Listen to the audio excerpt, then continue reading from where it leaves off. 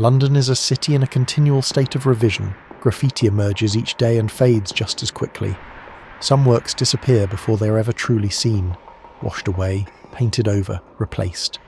Here, the life of a wall is often briefer than the memory it appears to hold. In the east, in Hackney Wick, this cycle becomes even more pronounced. This was once a major industrial district of the Victorian era, with factories stretching along the railway and the canal. After the war, as manufacturing declined, extensive buildings were left vacant, quietly set aside by the city's shifting path of development. From the 1990s onward, artists began to move into the area. Drawn by low rents and ample space, they partitioned former warehouses into studios. As the community grew, the abandoned exterior walls naturally became an extension of their practice. Unauthorized images accumulated across narrow lanes, canal-side gates, brick facades and aging hoardings, forming a distinctive visual density. Unregulated yet vital, diverse yet subtly interconnected, they helped establish Hackney Wick as one of London's most recognisable centres of graffiti. Who inscribes these traces onto the city? What keeps them creating on walls they know will soon be wiped clean? My artist name is Ra, All Seeing Ra, and the reason behind it, my initials are R and A. It's a wall that I've painted before, 2 times, and I like the frame because it's kind of built purposely. Like there's an arch, it's like a window, and the creature that I've painted here is kind of just, it's almost like it's in its own environment.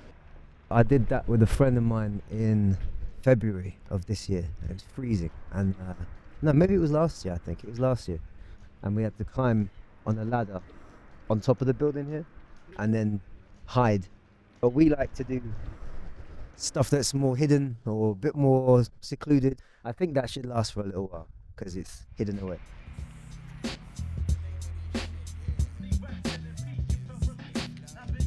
I think graffiti is since the 1980s, maybe even slightly earlier. I mean, thinking about humanity, and then if you think about civilizations like the ancient Egyptians, they left their scribings on walls, and realistically we're all just trying to do the same thing. I don't want to do things out of stress like my old job. Like in my previous work, I was a database controller, so I worked on numbers and information and data set, and I'd look at graffiti because I was always still a big fan, but I never did anything with it. So now, where I'm at now, it's funny because I used to think this was a dream, and now I'm living that dream, so it's kind of cool how it's kind of flipped round. We live in a world where we're constantly shown adverts and buy this now or do this now, feel this type of way. So graffiti is the very essence of humanity because we're just trying to say we exist. For me, if I have a bag full of paint and some ideas, then I can go and find a quiet space and I feel like I'm in therapy. I just enjoy the process, everything from wiping the wall down to starting the lines and then building the colours. It's almost like a spiritual thing.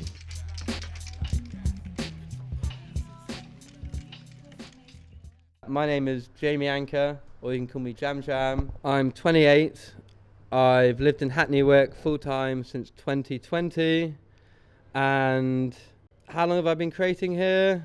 Well, I've been inspired since I got here, is what I could say. It's a neighbourhood that everyone loves because of creativity, and we all get inspired by it. Creativity is the human spirit. It's that we can build an infrastructure and a community spirit that brings us all together in a way that why I make graffiti is to inspire others and get a message across. And even though my work might be covered or destroyed, it's still just about getting it out there. Because if I don't get my message out there, what's the point? I used to really hate when people would go over my work. It was difficult because I would often want to, I guess, keep my things. But actually, when you realise that it's not your wall, it's just your turn at the wall. Check it out. I'm real like the son of Sam, while others are soft like Richie Cunningham. Their styles is outdated like the running man, a tough vet. I'm the roughneck that drops logic, the hefty solid profit from the projects, the spiritual, the lyrical, individual. No doubt, kid. Yeah, the Lord works miracles. I hustle for mine like those pumping cracks. I got thumping raps that I had you niggas doing jumping jacks. I come with the fat songs. The example of the ad boy is the most relevant thing. So it's like the whole place has been built over, and here's this person putting up posters and plastering the place with adverts for branding, for things that are nothing to do with the community. Pulling down ads is quintessentially the number one thing you can do. In the idea that you pulling down the ad, and then you're creating space to create. I kick hip hop in its true form. Big up the fat Joe, congratulations on the new Like the coyote, I get swiley and freaks it with the styly. My shit is type 5, so my life be like Irie. I be the MC that's above and beyond. Them more stand out like neon, tackle comp like Dion. Be on some hip hop shit, cause the music like hypnotic. I can't stop it. Oh Lord, so I just dropped it till the slayings leave vibration. You take your photos and you're done. Once you document your work and it's on Instagram, or if you have it just for yourself in private, then I have at least got the memory that I did that piece. And sometimes pieces that I do, they get respected or they get left, and so I can enjoy them or show them to people, or other people see them. So it's a beautiful thing when you leave a mark somewhere and you don't know what's going to happen. Hackney Wick entered London's regeneration plans in the early 2000s, with the Olympics marking the start of major change. By 2019, the central master plan pushed the area further toward a new urban centre.